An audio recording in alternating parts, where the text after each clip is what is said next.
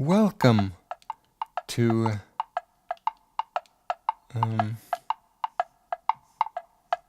where are we?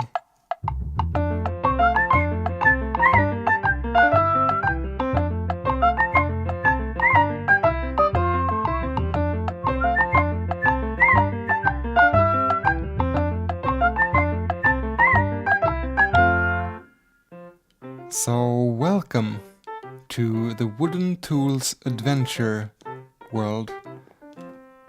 I haven't visited this place in like forever, and you have probably never seen this unless you are a long-time subscriber. So I was thinking about what I could do for a 100 subscriber special, and this came to mind. Back to the roots, you know. This was my first Let's Play series ever. So a little bit of backstory, maybe. I started to play Minecraft in the beginning of 2014. It was introduced to me by my kids. We downloaded it to the phone first. It was free, if I remember correctly. And I didn't like it at all. Didn't appeal to me, all that brown, dirt, pixely textures. Then we got it for the computer, and I fell for it hard, man. I played it day and night. I was actually dating a girl at that time. I wasn't living together with the mother of my children anymore. So I was dating. And I had to tell her several times that I wasn't feeling all right. I couldn't see her. And then I stayed up all night playing Minecraft instead. Oh, crazy. Minecraft was my lover. And at that time, I was playing in creative, just making worlds. And after a while, it lost its edge, you know. The monsters wasn't attacking me, and there was no real point in having pets and so on. So I switched to survival, and I started to watch some Minecraft YouTubers, and a lot of survival guides in the beginning, most of which I have forgotten what they were called or who made them. I do remember watching Captain Sparkle's his second survival series. That was really big on YouTube back then. And I also discovered Tane Mar, as I've spoken of many times on this channel. He had this series called Minecraft in the Morning, and it really appealed to me that you can make such relaxed gaming content. That was a really big inspiration. So after playing survival for a while, that also lost its glow, so to speak. So I thought to myself, maybe if I also make a Let's Play and invite an audience into my world, maybe that will make the fire come back. And it actually did. It wasn't many people watching my series in the beginning, but it was a lot funnier to play again when I knew that anyone in the world could watch what I made here. So enough rambling. I made this series with a bit of a twist to make it more interesting. I made up a rule that I couldn't craft anything. I wasn't allowed to craft anything containing cobble, iron, gold or diamonds, which made the early gameplay very different. I couldn't make a cobble pickaxe, for instance, and start mining for ores and basics like coal. I wasn't allowed to craft a furnace, things like that. And I had an idea to make villagers more interesting, because they didn't interest me at all, because I could get everything I wanted without them. But now I could trade for stuff instead. So if I traded for tools or found them in chests, I could keep them and use them. I just wasn't allowed to craft them myself. And also if it was purely decorative blocks, I was allowed to craft them. Cobblestone stairs, for instance. So I spawned on this block, represented by the pillar going up here. And I wanted to explore the world through these elevated roads going in the 4 cardinal directions: north, east, south and west. Actually, we might get a better view from up here. This is our lovely spawn house. I was really proud of this building. And I still think it looks kind of unique. So you can see it goes into the distance here in all the directions. So this is the furthest one, I think. We are also in 1.11 right now.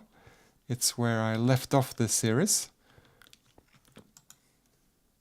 So if we go into the inventory, we don't have the recipe book here. We had to know all the recipes by heart or look them up. One of the first things I made in this world was kind of a try to get obsidian. It's this natural small ravine here, and at the bottom here somewhere it was lava. And because I wasn't allowed to craft a bucket, and it's so hard to find buckets, because back at this time I was even more scared to explore caves and such. So I made this this kind of canal here that would get the water flowing in. I built it first and then I released the water on camera to see if it succeeded. But I think it was just one lava source block here. The rest was flowing lava, so it turned into cobblestone. Yeah, we got this block. One block of obsidian. Oh, this is so... It feels special to revisit these places. This was the kind of detailing I was proud of at the time. At the other side here we have our tree farm. This was the first goal actually, or the first part of a goal in the series, to get saplings for all the tree kinds. And then I should build one custom tree of each kind. So I made the oak. Oh, that shape looks a little strange right now. I think it looks better from some angles. And we have kind of a birch here, which I'll show later. Because not only did we have to venture out to find saplings, we also needed to trade with a shepherd villager to get the shears to be able to get leaves and build up our custom trees. Here we have one of the furnaces in the world. I think we actually only have 2. You can find furnaces in some villages. So this is from a village kind of close by over there that we will visit. I thought this was so cool when I made it. You have the different wood types here, and so you could see which tree the farm represented. Yeah, I think the spawn house here looks kind of cool.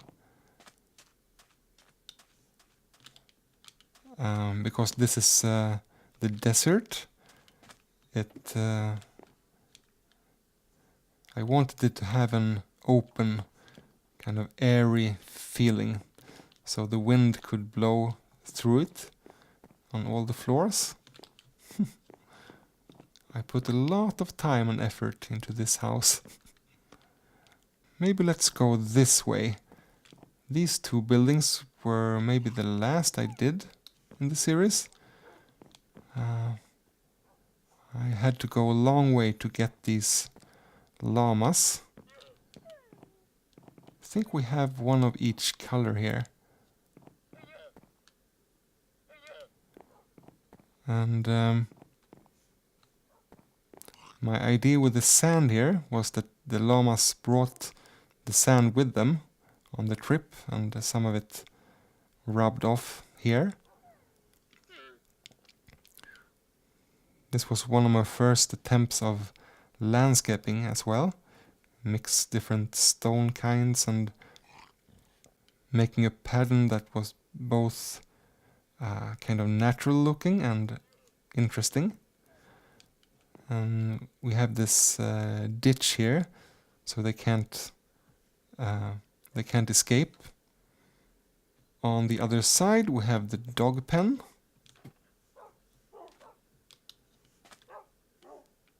It's so one-colored.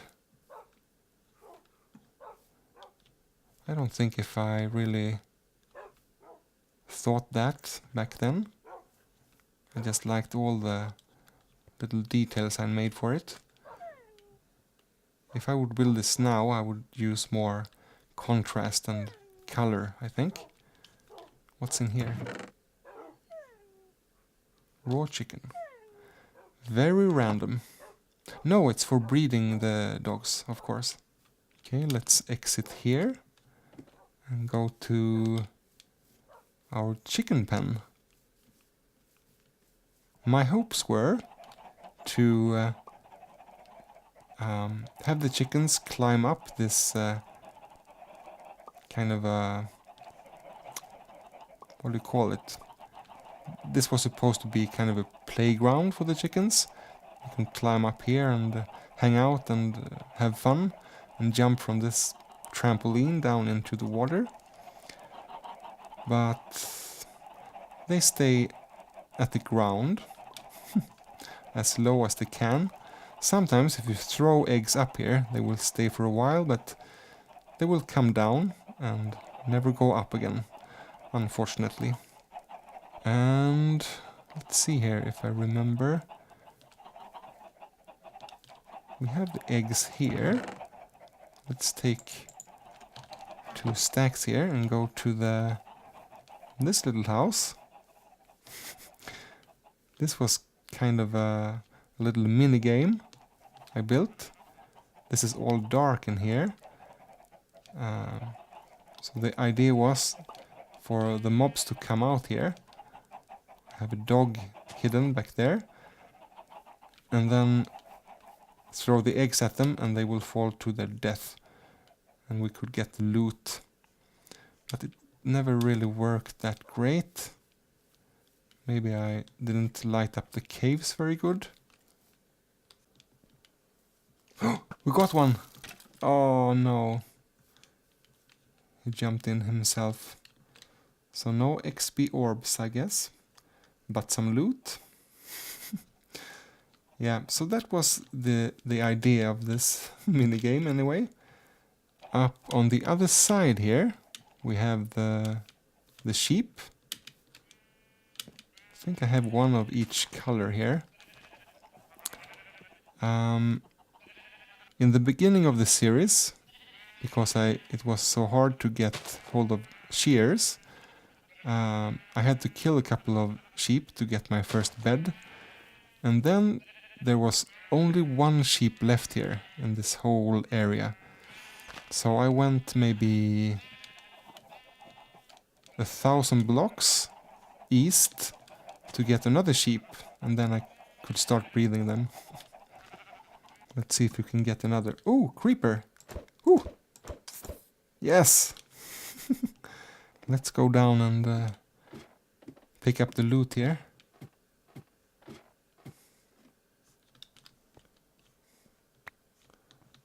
Nice. So maybe we can take this way and look at this, the custom birch tree. This is a tree from my childhood, a place where I spent my summers. There was a tree like this. I actually built this from a picture.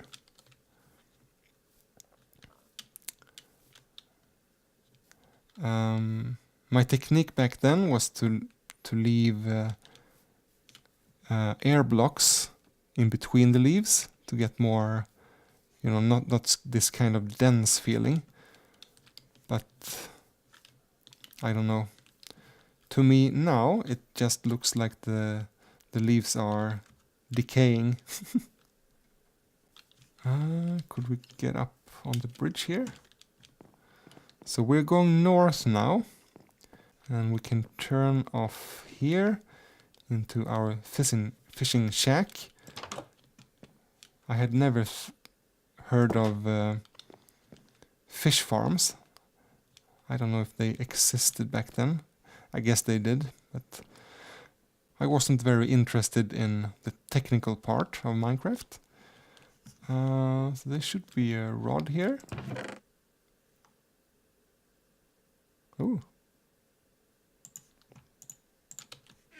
So I stood here sometimes and just fished the traditional way, and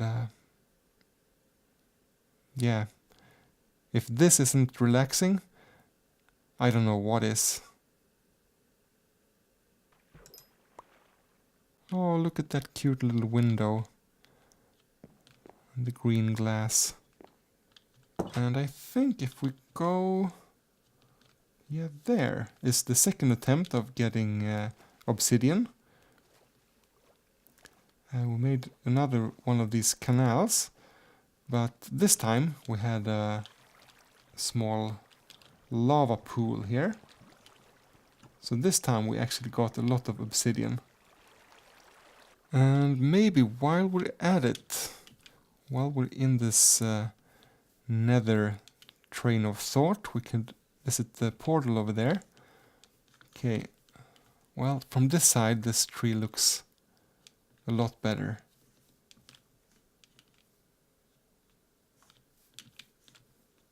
I think I built it with just a wooden axe. Yeah, this took a lot of time. I was exhausted when this was finished, or when I decided it must be considered finished. But yeah, from this side it's actually kind of impressive. This side might be the bad side to watch it from. Yeah, it's definitely better up close. So here's the portal. My design idea was to make it look like it had crashed in from above. A bit of the nether, you know. Crashed into the overworld here. And because I didn't have access to flint and steel, I had to make the fire from the lava go up to the portal and ignite it. And it worked. I just placed planks all the way up here and into the portal, and finally it ignited.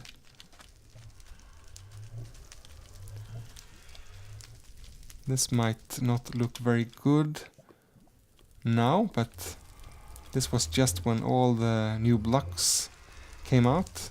This red nether brick and the magma blocks and so on. That was exciting times. And in here is my sandstone mine. So we are back here at the spawn house. This is the road going east.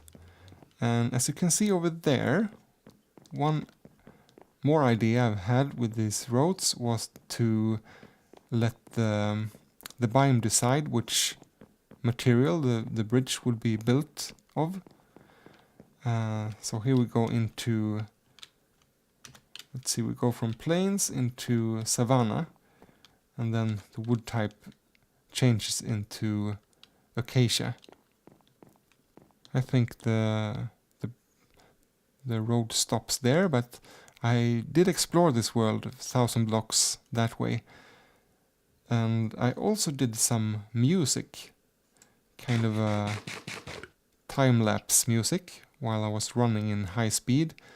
And I'm still really happy with the music that I made for that. So I might be linking that in the description if you want to check that out. I can link just to when I start running maybe, because yeah, the commentary in this series is a little cringy.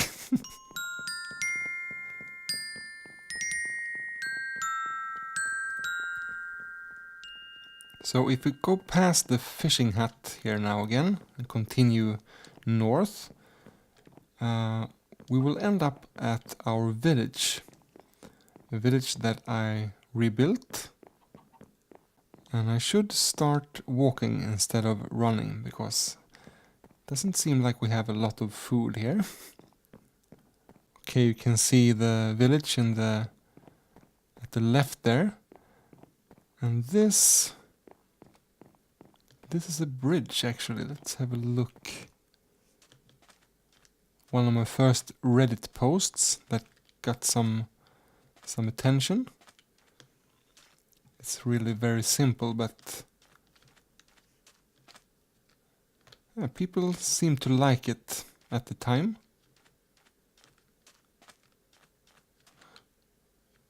It kind of looks like you should walk in the middle here, but you walk up here. Let's see if I actually made a proper road here. I can't remember. Okay, now the village is coming up here.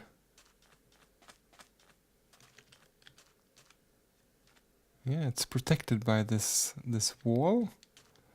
I think I had, yeah, it's a cow farm here. Every farm I made is strictly manual. I couldn't do practically any redstone because of the limitations in this world.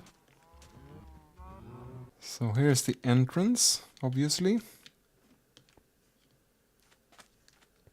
See if any villagers has survived. Yeah, here's the second furnace in the world.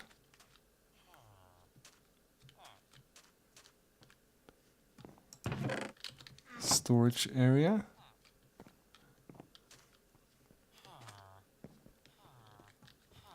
So what I did was, when I found a useful villager, I put them in one of these houses, so you could trade with them, but they couldn't go anywhere. Compass. So it was very different things than you usually look for that I was interested in these villagers. You know, compass, I couldn't make one myself, so that's valuable.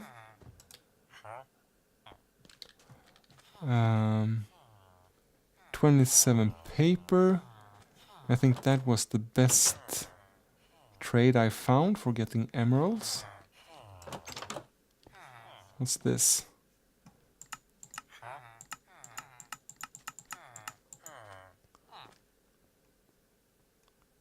I don't know. I wasn't interested in these. Because I couldn't make an anvil. So I couldn't use these books anyway. So all these houses are made from scratch. I made them without the detailing first, and then kind of broke them up afterwards.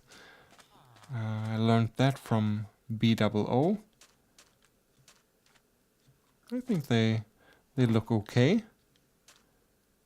Maybe they are a little too symmetrical, and I might have changed these oak details, maybe, but yeah, looks okay.